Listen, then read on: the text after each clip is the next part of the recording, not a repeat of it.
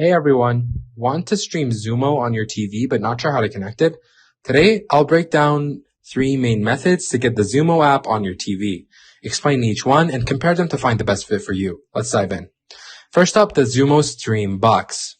Plug this device into your TV's HDMI port, connect to Wi-Fi, and the Xumo app is pre-installed. Setup takes minutes, just follow the on-screen prompts, and is perfect for non-smart TVs and offers a voice remote for easy navigation. Next, if you have a smart TV from brands like Hisense or Pioneer, download the Xumo Play app from your TV's app store. Sign in or browse free content instantly. It's built into the TV, so no extra devices are needed, and you can cast from your phone too. Finally, casting or screen mirroring. From your phone, use AirPlay for iPhones or screen mirroring for Androids to send Xumo to your TV. Both devices need to be on the same Wi-Fi, but it's great for quick streaming, but may lag with heavy use. So, which method's best? Here's a quick comparison. The Xumo Stream Box shines for non-smart TVs and delivers a premium experience with 4K and a voice remote.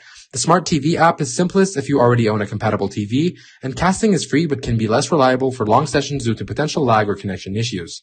Choose based on your setup, and if you got a smart TV, go with the app. Need a device? Get the Stream Box. Just want a quick fix? Then try casting.